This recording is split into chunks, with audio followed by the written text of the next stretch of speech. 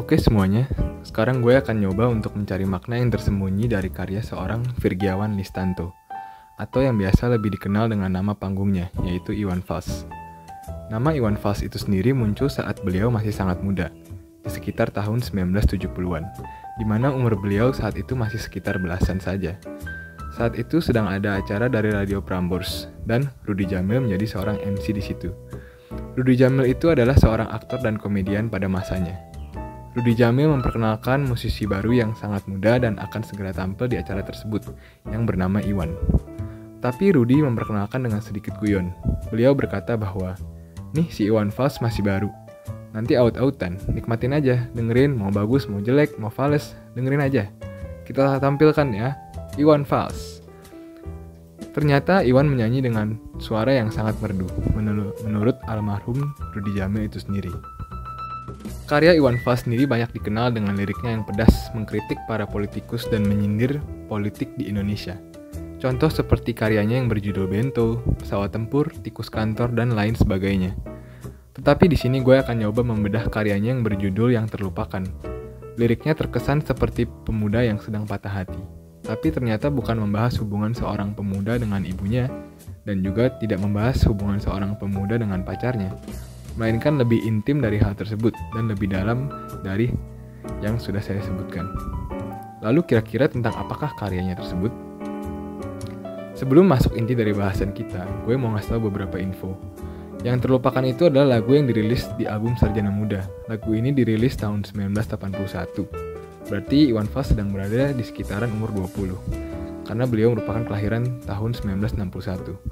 Mungkin bagi kita di umur 20 itu lagi semester tua, atau mungkin sudah mau lulus. Ya, kita bisa ngira-ngira lah rasanya seorang di umur 20 yang sebentar lagi menjadi seorang sarjana muda dan harus mulai menata kehidupan kita masing-masing.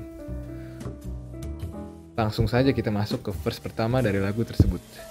Di sini beliau masih menggambarkan latar tempat dan situasi, tapi di akhir verse pertama dituliskan bersama sebuah bayang yang pernah terlupakan. Beliau seperti memberikan sedikit clue atau petunjuk mengenai siapakah yang sebenarnya ingin dia bicarakan di lagu ini. Nah, lalu lanjut ke verse kedua. Beliau sudah mulai menguak secara pelan-pelan dengan mengatakan hati kecilnya yang berbisik menyuruh dirinya untuk kembali ke sosok tersebut.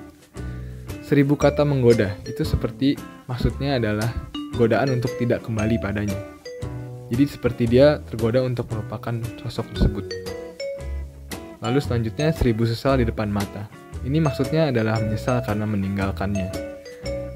Nah, di ayat berikutnya itu beliau menyebutkan bahwa seperti menjelma waktu aku tertawa. Itu seperti ibarat sedang happy-happy, lalu tiba-tiba sosok tersebut datang pada dirinya. Dan sosok tersebut akhirnya terkuak saat beliau mengatakan kala memberimu dosa. Di sini semuanya jelas bahwa sosok tersebut yang beliau maksud adalah Tuhan Allah. Lalu berlanjut ke bridge dari lagu ini.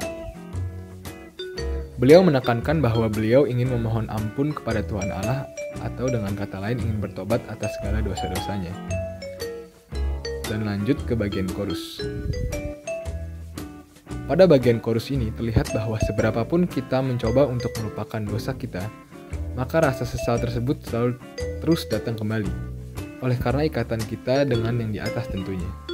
Bahkan beliau sampai mengatakan ingin lari dari kenyataan. Mungkin karena sangat merasa tidak nyaman dengan perasaannya. Tapi entah maksudnya itu. Mungkin maksudnya untuk mengakhiri hidup, atau itu hanya sekedar metafora saja. Nah, lalu untuk di bagian pernah ku mencoba untuk sembunyi, pada baris ini beliau seperti memperlihatkan bahwa manusia selalu berbuat dosa dan cenderung ingin menyembunyikan dosa-dosanya dari Tuhan dengan melakukan pembenaran pada diri kita masing-masing. Dan kemudian di baris berikutnya langsung dituliskan, namun senyummu tetap mengikuti. Ini menunjukkan bahwa seberapapun berdosanya seorang manusia, Tuhan akan selalu membuka tangannya dan mau menyambut manusia yang bertobat dengan sukacita. Opini gue di sini. Dari pertama gue dengerin lagu-lagunya Iwan Fals, gue paling suka sama lagu ini. Tapi ya udah sekedar suka aja. Tapi pas gue tahu arti dari lagu ini, gue mulai jadi respect banget sama beliau. Dan mulai ngedengerin karya-karyanya yang lain, yang bahkan jarang tersentuh di radio atau di YouTube dan Spotify. Karya-karyanya yang super banyak dan jenius, semua itu seperti sebuah lantunan puisi yang sangat indah. liriknya bukan sekedar kisah romansa saja, tetapi banyak menyentuh konflik-konflik lain di kehidupan. Oke, sekian dulu. Sampai jumpa di kesempatan selanjutnya. Jika ada yang mau berdiskusi dan memberikan masukan, mari kita ramaikan kolom komentar. Dan jika kalian merasa video ini bermanfaat, kami akan sangat berterima kasih untuk kalian like video ini dan subscribe channel ini. Thanks, salam tanda tanya.